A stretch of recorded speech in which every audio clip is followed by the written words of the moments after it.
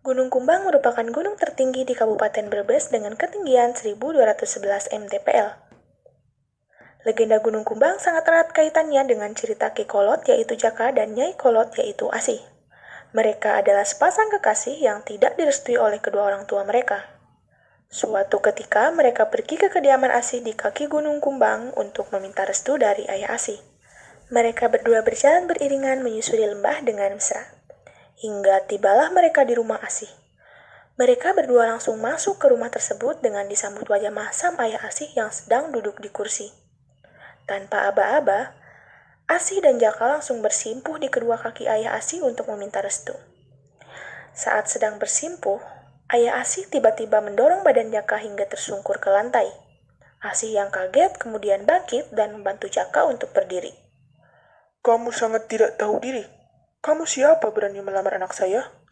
Dari awal saya sudah menyuruh kamu untuk tidak dekat-dekat dengan anak saya. Ucap ayah Asih. Kenapa ayah begitu tega? Dia adalah lelaki yang aku cintai. Asih berucap sambil berlinang air mata. Salah saya apa, ayah? Apa karena saya seorang anak petani hingga ayah menghina saya seperti ini? Tanya Jaka. Jangan panggil saya ayah. Pergi kamu. Asih, kamu pilih dia atau orang tuamu. Jika kamu memilih dia, silahkan pergi dari rumah ini. Ayah tidak butuh seorang anak yang pembangkang. Sejak aku kecil sampai dewasa, ayah selalu mengatur hidupku. Kali ini, aku tidak akan menuruti perintah ayah. Tanpa perlu izin ayah, aku akan pergi dari rumah ini dan hidup bahagia bersama Jaka, lelaki yang ayah hina. Ucap Asih sambil meninggalkan rumah ayahnya. Asih dan Jaka berjalan ke arah hutan menuju Gunung Kumbang. Di tengah perjalanan, mereka bertemu dengan seekor macan kumbang. Macan tersebut mendekati mereka dan berkata, Hendak kemana kalian, wahai anak muda? Apakah kalian sepasang kekasih? Kami hendak pergi ke daerah puncak Gunung Kumbang untuk menenangkan diri, kata Jaka kepada sang macan kumbang. Apakah kalian memiliki suatu keinginan? Kalau ada, silahkan sebutkan. Aku bisa mengabulkannya. Tawaran sang macan kumbang kepada Jaka dan Asih. Aku punya satu permintaan. Bisakah engkau membuat ayah Asih luluh dan merestui hubungan kami? Pinta Jaka pada sang macan kumbang. Hanya itu? Hah, sangat mudah. Tetapi kalian harus siap dengan syarat yang akan saya berikan. Ucap si macan kumbang. Asih berkata, apapun syaratnya, kami pasti akan melaksanakannya. Kalian harus berdiam di sekitar puncak Gunung Kumbang selama 7 hari.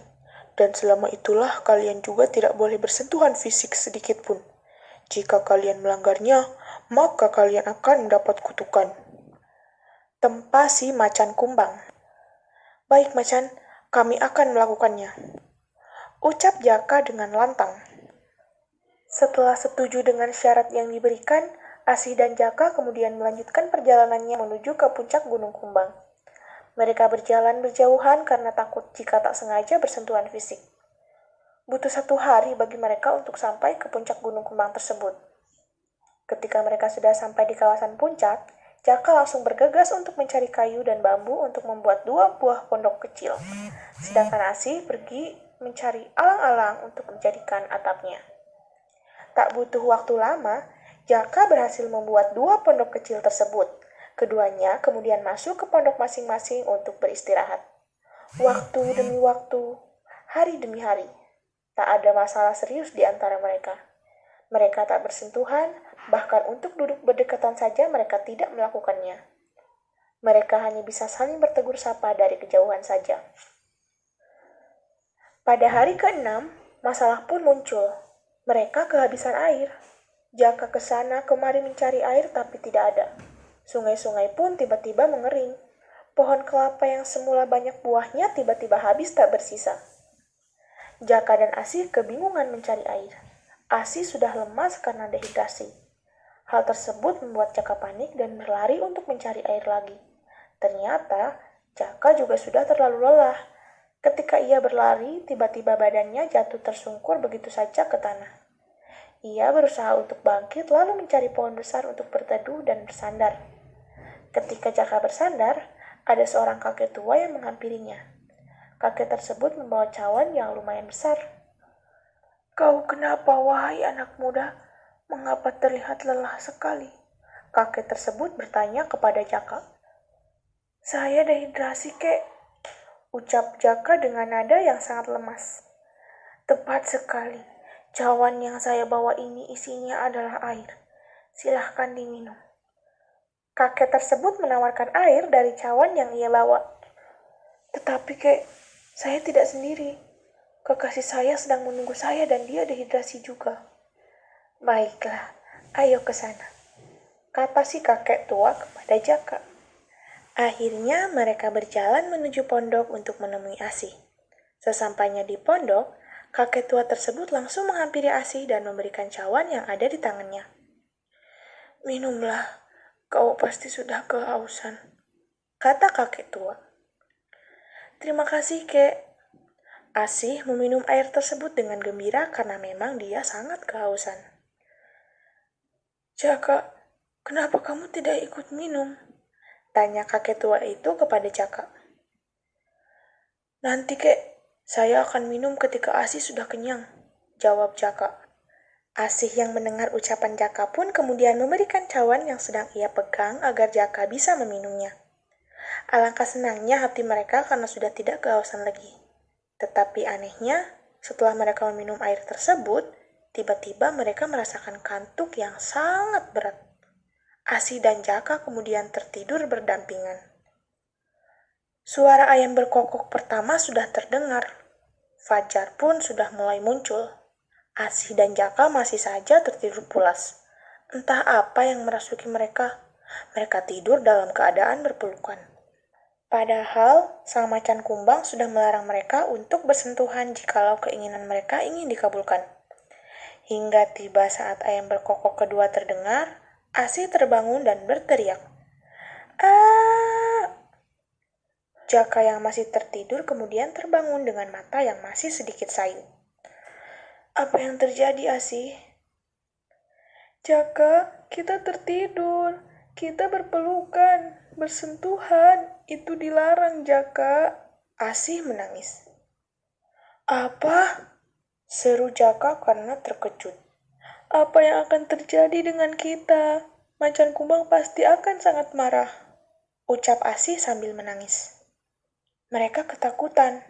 Mereka takut akan ada sesuatu yang menimpa mereka. Mereka masih terngiang-ngiang dengan ucapan macan kumbang yang akan memberikan kutukan kepada mereka jika mereka melanggar syarat yang diberikan. Dan sialnya, sang macan mengetahui bahwa Jaka dan Asih telah melanggar syarat darinya. Macan melihat Jaka sedang menenangkan Asih yang sedang menangis. Sang macan pun tampak murka. Asih yang sedang menangis kemudian menoleh dan betapa terkejutnya ia ketika yang dilihatnya itu adalah sang macan kumbang. Asih langsung menghampiri macan kumbang dan kemudian berlutut sambil menangis. Macan, tolong maafkan kami. Kami tidak sengaja melanggar syarat darimu. Kami ditipu oleh seorang kakek tua, rengek Asih. Macan, jika harus dikutuk, kutuk saja aku seorang. Asih jangan, karena ini semua adalah salahku. Jaka memohon kepada sang macan. Untuk apa aku mengutuk kalian? Kalian akan mendapat kutukan dari Sang Maha Kuasa karena berzina tanpa menikah. Ucap sang macan kumbang sambil meninggalkan Jaka dan Asih. Petir menyambar dengan keras saat macan kumbang meninggalkan mereka. Ternyata petir tersebut menyambar Jaka dan Asih. Kemudian mereka terbakar bagaikan kayu bakar yang dilalap api. Terdengar teriakan terakhir mereka yang sangat kesakitan. Itulah akhir dari kisah mereka. Memang tak berakhir bahagia, tetapi setidaknya mereka tetap bersama sampai akhir hayat mereka. Cerita ini masih abadi dan sangat berkaitan dengan seekor macan kumbang sang penunggu gunung kumbang yang konon katanya masih ada sampai sekarang. Kisah tersebut menjadi bukti bahwa Gunung Kumbang adalah gunung yang sangat sakral dan disucikan. Barang siapa melanggar ketentuan di sana, maka akan mendapat kutukan dari Yang Maha Kuasa. Cerita ini memberi pelajaran kepada kita bahwa kita tidak boleh hanya tinggal berdua dengan seseorang yang belum halal dengan kita. Karena sekuat apapun kita menjaga hawa nafsu kita, bukan tidak mungkin kita akan tetap tergoda oleh setan yang menjerumuskan kita terhadap perbuatan yang dibenci Tuhan yang Maha Kuasa.